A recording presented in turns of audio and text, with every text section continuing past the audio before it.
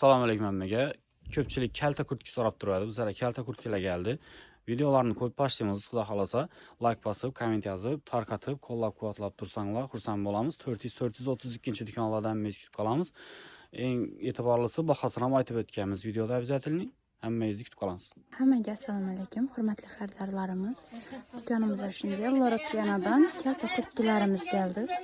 Yakalari olib qo'yiladi, yuvib kiysa bo'ladi. Berindagi materiallar ham yaxshi katushkachadan emas. Baholarni skidkida 680 ming so'mdan beramiz. Bo'yi arkani beklab turadi. Endi qora rasvetkasi ham bor, qizlar. Mana razmerlari turetskiy razmerda 40 dan 46 gacha. Ochiqroq svetimiz.